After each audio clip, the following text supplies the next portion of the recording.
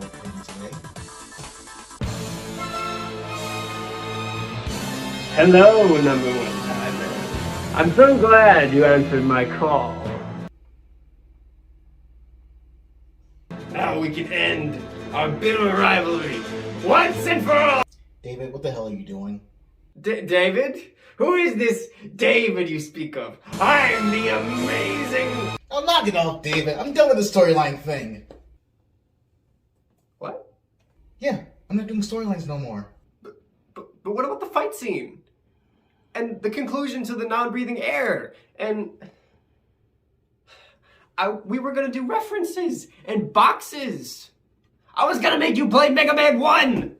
Well, I just didn't like the direction it was going. Dude, I've spent all this money on guns, evil robots, this stupid mask, which really needs to be washed. I sent you an email about this. What were you doing this whole entire time? Mariah Carey. What? What? Look, since you want to do a video so badly together, how about we do a collaboration video? It could be anything you want. Batman and Robin!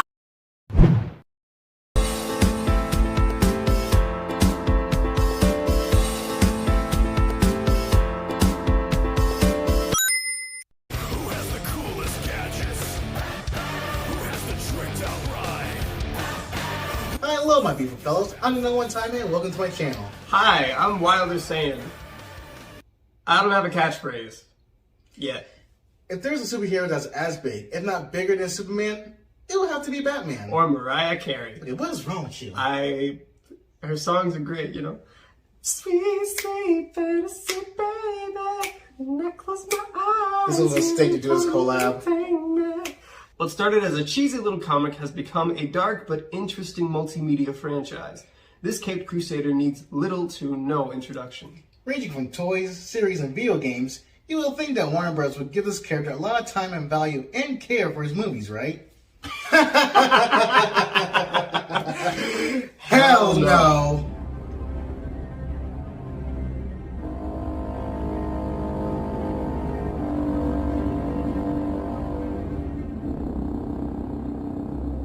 Batman and Robin is notorious for being one of the most despised movies of all time. It was so bad that it started a downward spiral that was comic book movies during the 2000s. And it's a real shame too, because the other Batman movies before it were actually pretty good.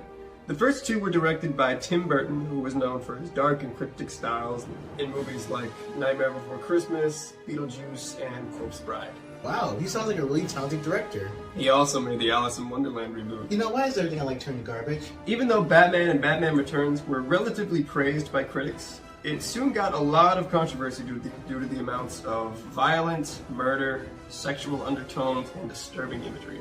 Oh, come on, it could have been that bad. Bring the kids! The controversy has gotten so bad that Warner Bros. Had to pull the plug on a lot of business deals and advertisements directed aimed towards kids. After that fiasco, Burton was sadly fired and was replaced by Joel Schumacher, which he soon directed Batman and Robin.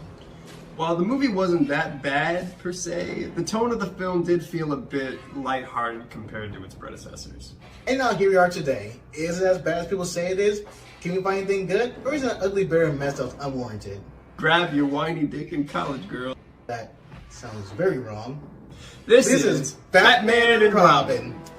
So the movie begins and the credits start to roll. And so far, these transitions are really cool. They're really impressive for the time, I gotta say. We soon see Batman and Robin suiting up to stop their next film. And yes, their costumes actually do contain bat nipples and bat asses. Joel, is there something you want to tell us? Not that there's anything wrong with that. To give credit where it's due, this opening scene looks really great. All the weapons, the Batcave, and the Batmobile. Maybe this movie isn't as bad as people made it out to be. I want a car. Chicks dig the car. This is why Superman works alone. We're in those type of movies, aren't we? Yep. And if you think that's bad, just wait until you see our villain. Iceman cometh. No. Yep.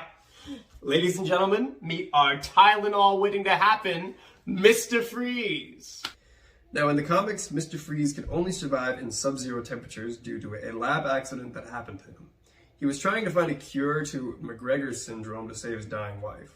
The reason why he steals a lot of crystals and such is to power his cryogenic suit in order for him to survive. Mr. Freeze was a complex, civilized person, and even though he's not really human, he's the type of character we feel bad for our heroes to stop. He wasn't trying to take over the world to get revenge. You know, he just wants to live and be happy with his wife. Wow, all that sound complex, emotional, and down to earth. Any one of these elements could have made a really great story. And what do we get? I'm afraid that my condition has left me cold.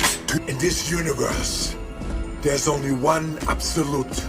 Everything freezes. You are not sending me to the cold. Can you feel it coming? The icy cold of space. Ah. The equivalent of dad jokes that's made her laugh till never. Soon, Batman and Robin came to put a stop to Mr. Freeze's terror. Nice catch. You break it, you buy it. Yeah, let's care about property damage now, even though we just crashed through both the windows and the walls. Even the Kool-Aid Man's nearer than this. What killed the dinosaurs? Volcanic eruptions. Meteors. The Ice Age! Of course. As the dynamic duo tries to stop the goons, Mr. Freeze escaped through his rocket. Batman signals this and chases after him. Yeah, I'm totally sure that Robin will be perfectly okay fighting off museum full of villains. But Robin is not a complete idiot and latches himself on the side of the rocket. Unfortunately, Batman gets stuck inside Freeze's rocket and is left to fly all the way towards space. But don't worry, Robin is still latched on the side of the rocket. What in the quacking mother of bullcrap is that? How is he not starting to freeze? Or have trouble breathing? You know, science! So Robin frees Batman as the two escape as the rocket soon leaves the Earth's atmosphere. Oh come on, I thought this was Batman and Robin, not Sonic Free Riders.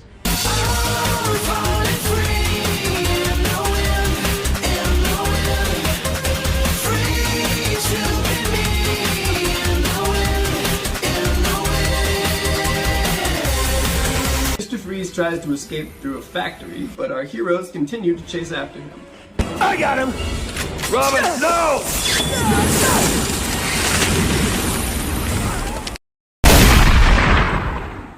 Robin gets frozen, Mr. Freeze takes the crystal and soon escapes while Batman hurries to unfreeze his dick. Soon we...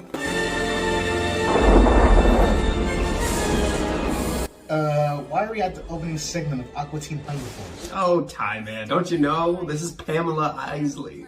Pamela Isley? Wait, they're adding Poison Ivy to this movie? Why are they adding another villain? No, they're not adding two villains to the same movie together. That'd just be stupid. Oh, thank goodness. But three, on the other hand, that makes perfect sense. What? We're only 15 minutes in and we know little to nothing of these characters. Isley is a botanist who tries to help and benefit the world of plants with a venom experiment she's been working on.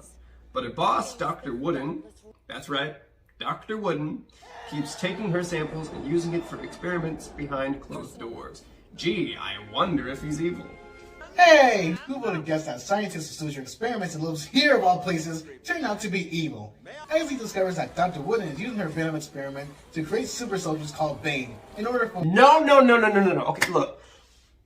Bane is one of Batman's greatest villains. Like, hands down, of all time, right? He is a tactical genius, superhuman strength. You know, he found out who Batman was on his own and beat him so damn hard that he had to learn how to walk again. And seeing how these people are just treating him like some himbo? Some hunchback of Notre Dame? But how could you screw that up so badly? He could have been the main villain of this movie. So yeah, he's using the formula to create Bane soldiers for his plot to Try to take over the world. But when Isley wants nothing to do with Wooden's plans, they come to a mutual understanding. I'm afraid you'll have to die.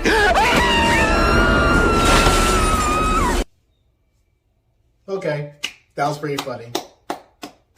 So we cut back to the Batcave, and get used to that, folks. This film doesn't know the definition of narrative or subtlety, as Batman and Robin learn more about Mr. Freeze. Not to mention that Bruce tends to his annoying dick. No, I'm not kidding. Robin is freaking painful in this movie. If he's not being a rice-cracking screw-up, the other 82% of the time, he's being the most pretentious pinhead of all time. Look, I made a mistake. I'm sorry. Don't go all protective on me. It's not gonna happen. Fine. See? Me, here, alive. How are we supposed to work together if you won't trust me? No! Don't do this to me! No! You know, in the circus, the Flying Graysons were a team. We had to trust each person to do his job. That's what being partners is all about. You just can't stand that maybe she wanted me instead of you. I mean, that's your idea of friendship, isn't it, Bruce? It's your house, it's your rules. I mean, it's your way or the highway. It's Batman and Robin, not Robin. Look, mainly why this doesn't work, besides the horrible writing, is because Batman's Robins are usually kids, roughly around 12 to 16. So I can sort of see this could have been the perspective of an overzealous teenager. But sadly, it's not. Robin in this movie looks 25, so I don't see him as an ego-driven child, but an immature adult who doesn't take no for an answer. But hey, we still got Poison Ivy, right? And guess what? I'm watched by very smart people. Poison Ivy finally emerges and kills the Doctor with the poison kiss that she's known for. She went from a botanist who wants to help the environment to your standard typical evil villain who wants to unleash her plans to... Take a guess. Try to take over the world. Where the hell did this happen? It literally came out of freaking nowhere. So again, we have another jump cut, this time at Mr. Freeze's lair. And you'll never guess where his hideout is located. What, an underground sewage lab? An abandoned factory? Nope. Abandoned ice cream parlor. His henchman is singing, Snow Miser. What? He is not kidding. Mr. Freeze's hideout is the exact same thing that he just said. This is the equivalent of a third grader writing a fan fiction of Frozone. And that's just an insult to third graders. Mr. Freeze collects all these diamonds in Gotham in order to power his Sub-Zero suit to stay alive. He plans to collect even more diamonds to unleash his freeze ray for his plot to... Take a guess. Take a big freaking guess. Mini golf. Yes. Really? No, dumbass, it's too... Oh my gosh, you're barely under an hour in this movie and it's driving me crazy. Just humor me. What happens next? Well, it turns out that Alfred has a niece named Barbara, and all of a sudden, out of nowhere, she decides to come visit him during her vacation from college. She was given no foreshadowing, no personality, and she's barely even in the movie. Oh, come on! Why are they introducing so many characters and plots if they can't even fully establish one? Why is she here? What's her purpose to be in this movie? She's not even mentioned 80% of the time. Well, actually, the reason they've added Barbara is because the writers needed someone to fight Poison Ivy. And since two of our heroes are men, that would have been a little awkward, so... Later in the film, Barbara becomes Batgirl and beats the shit out of Ivy. So let me get this straight. The only reason they've added Batgirl into this movie is so they won't make a lead protagonist look bad? Yeah.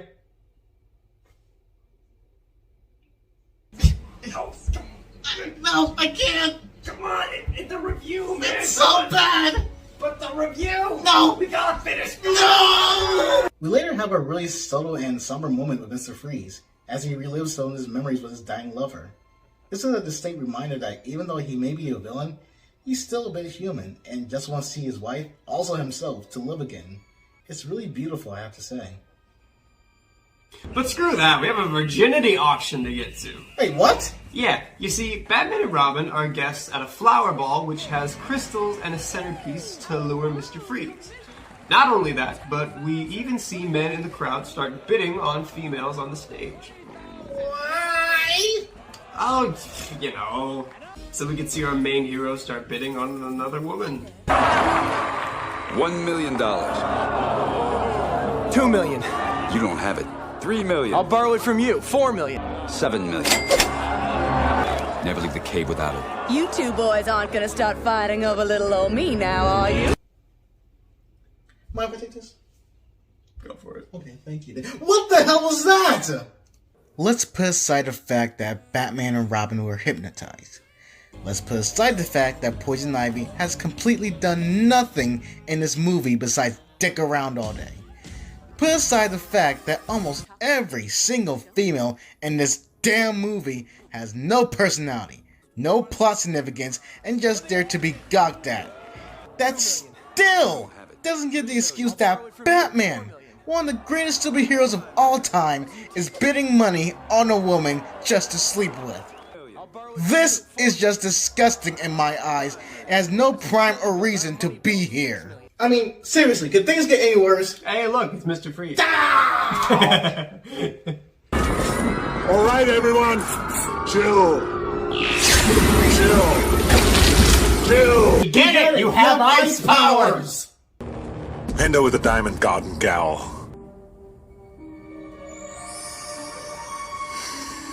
Pheromone dust.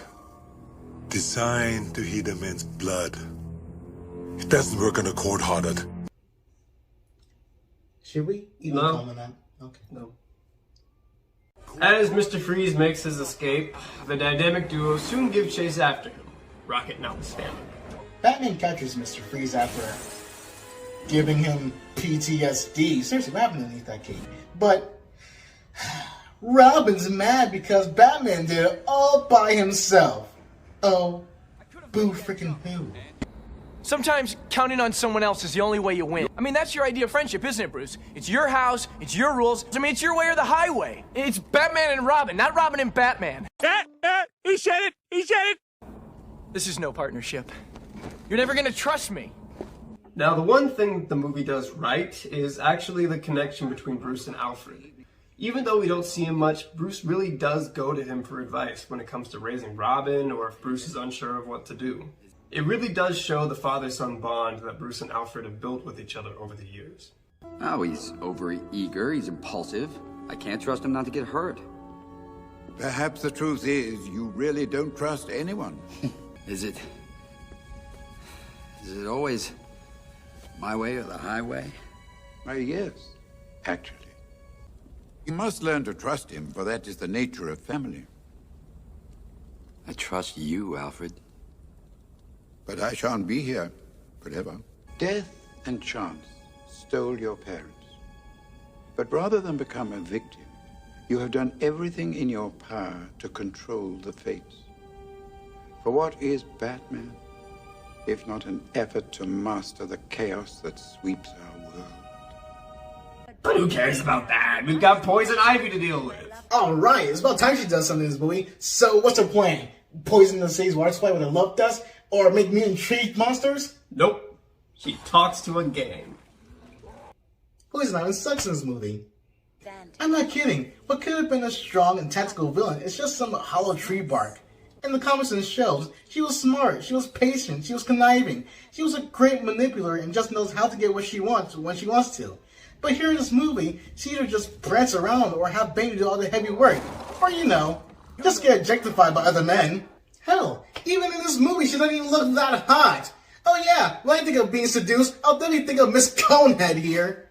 But Ty, you're missing the most important part of the film. Oh yeah? What's that? Motorcycle racing. What? Yeah, you wonder why Barbara is rarely in this damn movie? It turns out that every night, ever since she first got here, she does motorcycle races while taking bets on the side to see who would win. What is the point of all this? What does this have anything to do with, well, anything? Oh, but it gets better, my friend.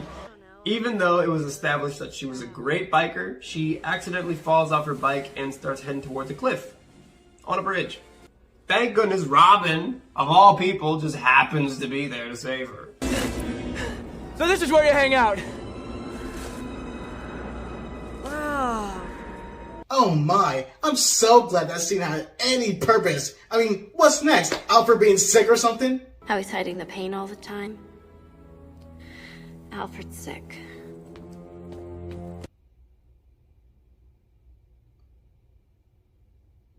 Yep, you've heard it right, folks.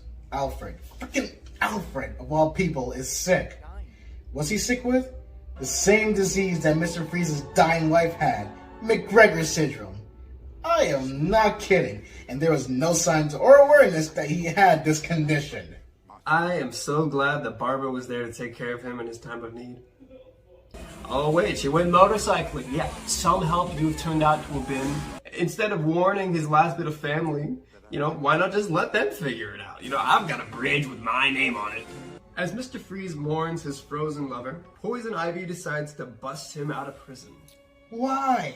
What does Mr. Freeze have anything to do with her? You think that's weird? The guards at Arkham Asylum actually kept Mr. Freeze's suit. What? What? Why do they still have it? That's like inviting Whitey E. Coyote at Six Flags. You know something bad will happen. And something bad did happen as Bane kills the guards and takes the suit.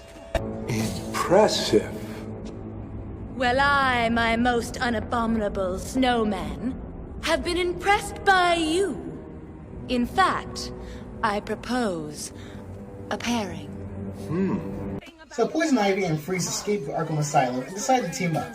Why? Because honey tastes great on toast. The dynamic duo arrives at Mr. Freeze's hideout to investigate and comes across his wife, who's still frozen in the pod. Mr. Freeze arrives and gives the police a nice warm welcome. I hate uninvited guests.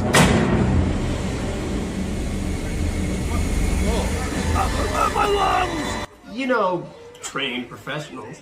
If you see some sort of smog coming out of a secret lair that is owned by a criminal mastermind, you don't just stop and look at it like an absolute dumbass. The hero senses Poison Ivy and soon get chased after that devious daffodil. Devious daffodil? Look, Mr. Freeze can make up horrible puns, why can't I? Batman becomes down for the count as Robin takes on against Bane. There's something about an anatomically correct Kiss him. suit that puts Kiss him. Come on, just kiss him already! Do it! Just kiss him already! Do it! Damn it! You were right freaking there! Idiot! Why didn't you kiss him? He was right there! Absolute lard ass. You're the star. I can see it now. Your own big, bright signal in the sky. Let me guide you. Oh, now she wants to kiss someone. Piss off! Batman stops Ivy from kissing Dick. Batman stops Ivy from kissing Robin, but Robin thinks that Batman is jealous. I'm betting her lips are poisoned. Poison kiss? You got some real issues with women, you know that? You just couldn't stand it she was gonna kiss me and not you. Couldn't stand it something was gonna be mine and not yours, could you? Mr. Freeze and Ivy soon get away, but not before Ivy pulls the plug on Mr. Freeze's wife?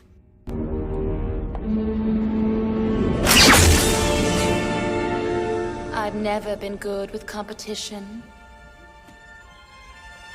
Who needs a frigid wife anyway? Why? I mean, she has literally nothing to gain from that. You know, if anything, she just hindered herself, because if Mr. Freeze finds out, she's dead. Oh, but don't worry, because Poison Ivy tells Freeze that Batman did it, which fuses anger for him even more. But still, why? Freeze already hates Batman for ruining his plans, so why add this bit of drama? It's totally unwarranted. What's next? Mr. Freeze is gonna say first Gotham and then the world? First, Gotham. And then, the world! Give him! No! What's down? Please! Just let me slay!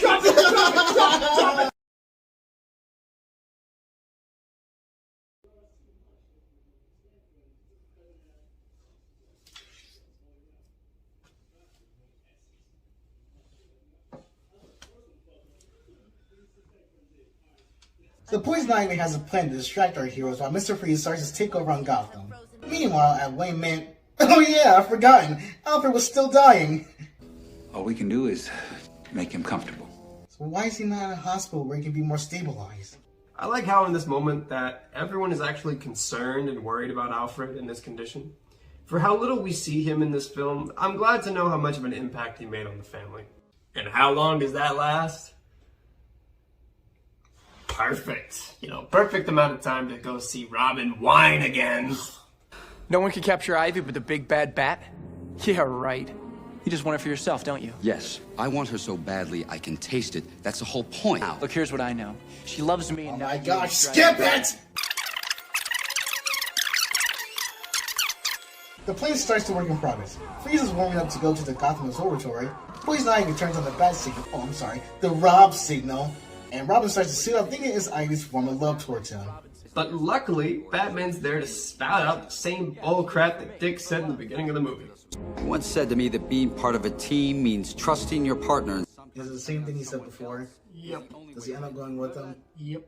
Is it some sort of ham-fisted moral to make the movie more deeply complex, but instead becomes really preachy and incompetent? Most likely. Skip it! while Mr. Freeze starts powering up his freeze ray, Barbara stumbles onto the Batcave. Yeah, great security, Bruce. I'll know that if I were ever to break in, everything would be available to me. Knowing that Batman needs help, Barbara suits herself up to save the day.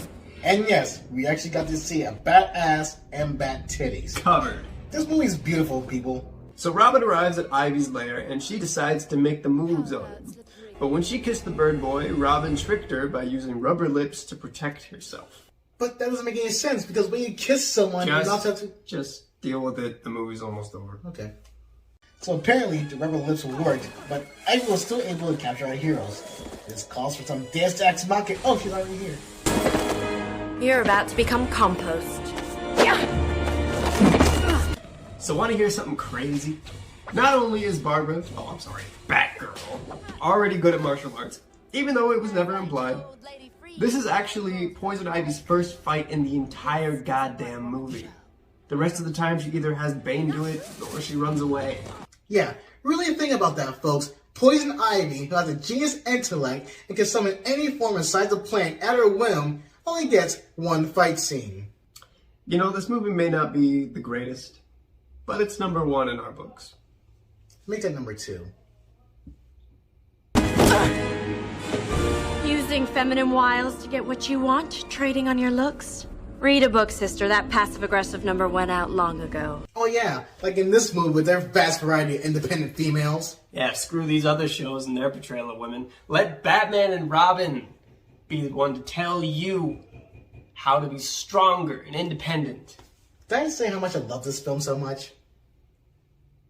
So Barbara defeats Poison Ivy, and our heroes have just gotten free from our trap. Freeze is gonna ice the city. I know. And you are? Batgirl. That's not awfully PC. What about bad person or bad woman? Bruce, it's me, Barbara. I'm gonna get me a ginger ale. Yeah. I'll just rethink my life choices real quick. Now you know I'm getting one. So, as our caped dumbasses head down to the observatory, Freeze starts freezing Gotham. What, the rendition of Let It Snow? How about a musical number of the Can, but with snowmen? And somehow, our heroes were able to dodge these blasts. Hell, they're not even affected by it. No slipperiness, no signs of chills, nothing. Hey, the less you think about it, the more sleep you're able to get at night. True. So as Batman tries to reverse Freeze's ice kingdom, Batgirl and Robin have Bane to deal with. But soon, Batman deals with a surprise guest star. Tonight's forecast. A freeze is coming. I don't know what hurts worse, that pun or the fact that we're so close to the end of this movie that keeps dragging on. There's no end to this pain. Such is life. So Batgirl and Robin were able to defeat Bane, and Batman starts melting the city back to normal. That is, until Mr. Freeze decides to blow the observatory up. So, SpaghettiOs, half of Gotham is still frozen, and without the telescope, there is no hope to our heroes. Satellites could be positioned to thaw the city directly, but that'd take a computer genius. I'm on it.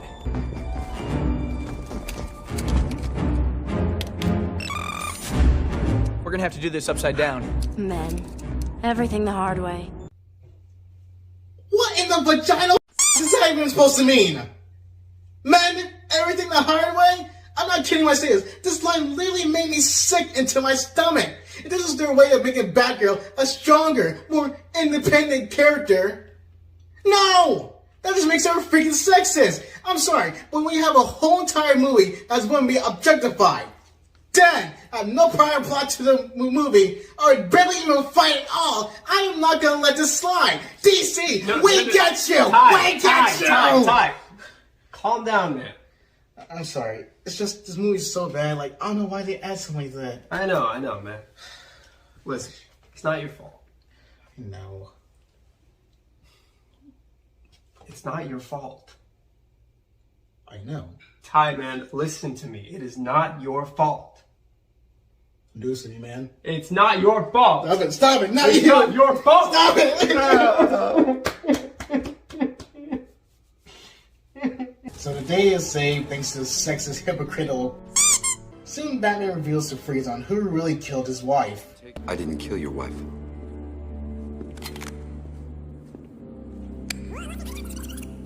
As I told Lady Freeze when I pulled her plug, this is a one-woman show.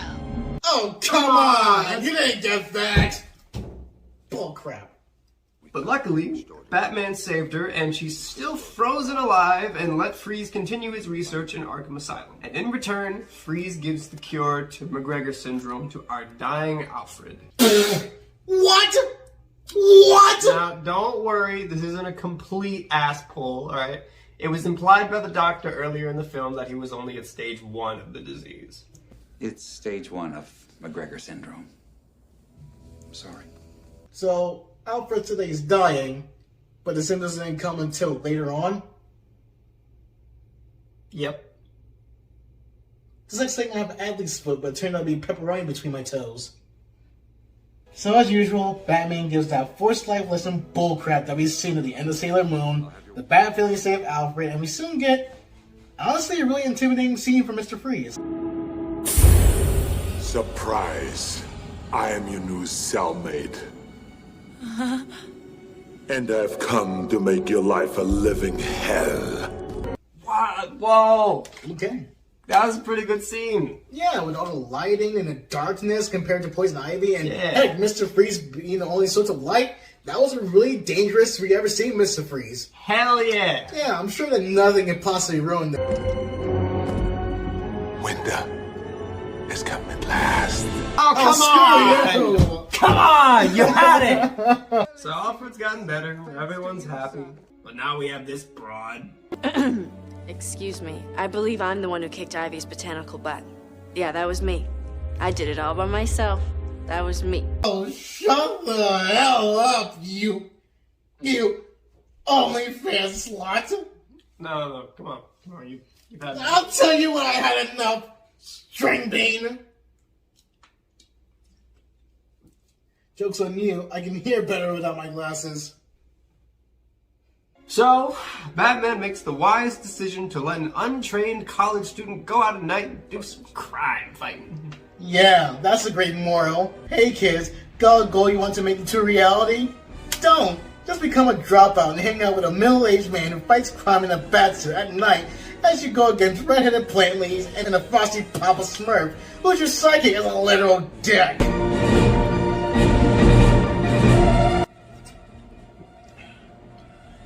That was Batman and Robin. And it sucked bat balls.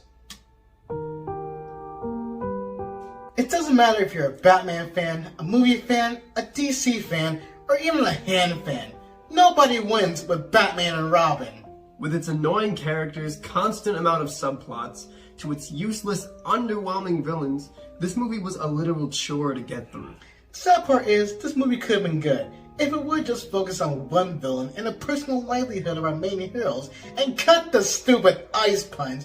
It would have been good, downright passable. I understand that the movie wanted to be campy and silly like the Adam West show, but it failed in so many ways because it wanted to take it seriously like the previous films. But even then, this movie still failed at it. And what was that last thing? Men. Everything the hard way. Yeah, that! We advise you people to please stay away from this film because I can assure you that it is not worsting all 5 of your senses. This is a DC movie that is just one big DC-zaster. This was actually a fun review. I'm glad you came on board, David. Yeah, well, if that's how you feel, how about we do Catwoman? Get the hell off my channel. Well, I'm the #1 Time In. I'm Wilder Saiyan. We hope you enjoyed this video. Now remember to wash your hands.